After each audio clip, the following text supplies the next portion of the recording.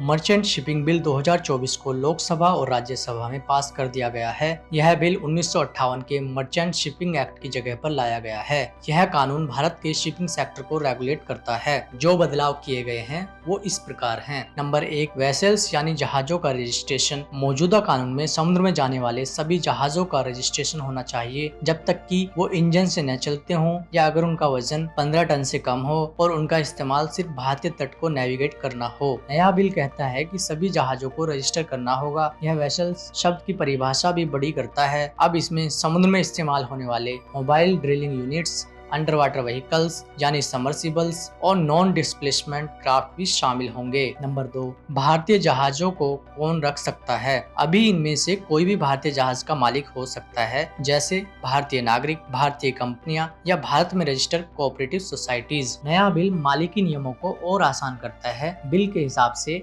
भारतीय नागरिक या कंपनियां भी आंशिक रूप से जहाज के मालिक हो सकते हैं और प्रवासी भारतीय नागरिक यानी OCI भी पूरी तरह से या आंशिक रूप से जहाज के मालिक हो सकते हैं। हालांकि OCI के पूर्ण स्वामित्व वाले जहाजों को भारत में पंजीकरण कराना अनिवार्य नहीं होगा। नंबर 3, विदेशी जहाजों का रजिस्ट्रेशन। यह बिल किसी भारतीय द्वारा किराए पर लिए गए यानी चार्टर्ड विदेशी जहाजों को भारतीय जहाज के रूप में पंजीकृत करने की अनुमति देता है। यह तब लागू होगा जब जहाज का स्वामित्व एक निश्चित अवधि के बाद भारतीय चार्टरकर्ता को ट्रांसफर कर दिया जाएगा। Number 4, shipping authorities. एक्ट के हिसाब से केंद्र सरकार डायरेक्टर जनरल ऑफ शिपिंग की नियुक्ति करती है और कानून के तहत मिली शक्तियां और कार्य उसे सौंप देती है। बिल इस प्रावधान को बरकरार रखता है और उस अधिकारी को director general of marine administration का नाम देता है। बिल एक्ट के तहत बनाए गए 2 बोर्ड्स को भी बहाल रखता है। नेशनल शिपिंग बोर्ड सरकार को शिपिंग मामलों में सलाह देता है। National welfare board for seafarers, यह सीफेयरर्स के वेलफेयर के बारे में सलाह देता है। नंबर 5, अपराध और सजा। बिल कई क्रिमिनल अपराधों को बरकरार रखता है, जैसे जहाज की राष्ट्रीयता को छिपाकर रखना, नाविक का कोई ऐसा व्यवहार जिससे जीवन या जहाज को खतरा हो, प्रमाणित कर्मचारी के बिना जहाज को समुद्र में ले जाना। ऐसे अपराधों के लिए 2 साल तक की कैद, जुर्माना या दोनों का प्रावधान है। बिल एक्ट के मुकाबले इन अपराधों के लिए जुर्माने की राशि को बढ़ाता है। इसके अलावा